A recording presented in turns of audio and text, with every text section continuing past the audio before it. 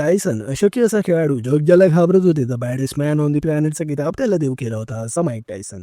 त्याचा एक मुख्य म्हणजे मृत्यूचं आमंत्रण, प्रत्येक मॅच काही राऊंडमध्येच संपवायचा.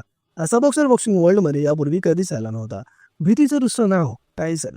आणि त्या दिवशी विरुद्ध बाजूला उभा होता त्याच्यासमोर तो ज्याला कोणी साधा ओळखतही नव्हता, बस्टर डगलस. तो माणूस ज्याच्यावरती कोणालाच विश्वास नव्हता, एक अंडरडॉग. कोणी त्याचं स्वागतही केलं नाही, ना त्याचा क्राऊड होता, ना त्याचं शहर, ना मीडिया अटेन्शन, काहीच नाही. फक्त एक साधारण खेळाडू जो रिंगमध्ये उभा होता, ज्याला स्वतःवर सर्वात जास्त विश्वास होता. तो उभा होता जगातील सर्वात उत्कृष्ट बॉक्सरसमोर, माईक टायसन. फक्त नावच पुरेसं होता. वाईट सुरू झाले. टायसन नेहमीप्रमाणेच आत्मविश्वासाने भरपूर आणि विरोधी स्पर्धकावर भारीच पडत होता. डगलस थोडंसं रपकून पण हार न मानण्याच्याच तयारीने लढत होता. आणि याच वन साइडेड सामन्यात टायसनचा एक पंच डगलसच्या नाकावर पडतो आणि डगलस खाली कोसळतो. आता हा सामना 8व्या राऊंडमध्ये येऊन संपणार हाच विचार प्रत्येक जण करत होता, कारण त्या दिवसापर्यंत टायसनच्या नाकावर पंच घेऊन कुठलाच बॉक्सर उठला नव्हता. काउंटडाऊन सुरू झाले. 1 2 3 6 7 8 आणि तो उठला.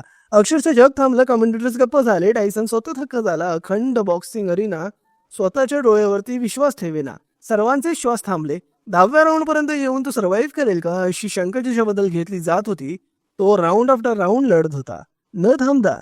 10वा राऊंड सुरू झाला. मध्यात त्याने एक जबरदस्त कॉम्बिनेशन वापरले. टायसन खाली पडला. रेफरीने काउंटडाऊन सुरू केले.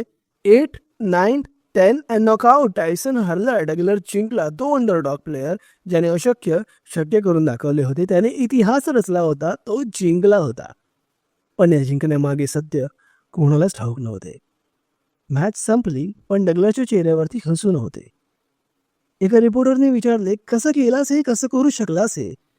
डगलसने हलकेच उत्तर दिले, 2 दिवसापूर्वी मी माझी आई गमावली. ती प्रत्येक मीडिया इंटरव्ह्यूमध्ये बोलत होती, तिचा मुलगा टायसनला नक्कीच हरवेल. माझ्याकडे दुसरा काही पर्यायच नव्हता.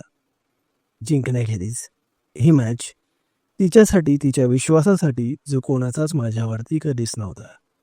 हा विजय माझा नसून तिचा आहे. टायसनकडे पॉवर होती, रेकॉर्ड्स होते, चमकधमक होती, सर्वश्रेष्ठ होता तो. पण डगलसकडे सर्वात मोठं कारण होतं. आणि एवढी भूक होती की टायसनचे सर्व रेकॉर्ड, सर्व ग्लोरी, सर्व चमकधमक, सर्व काही फिकी पडली. तर जेव्हा तुम्ही स्वतःला ट्रेन करत असता, स्वतःला घडवत असता, त्यावेळेस फक्त स्वतःला ट्रेन नका करू, कारण शोधा सर्वात मोठं, एवढं मोठं की तुमच्या समोर लेजंड सुद्धा हरतील आणि अंततः विजय हा तुमचाच असेल.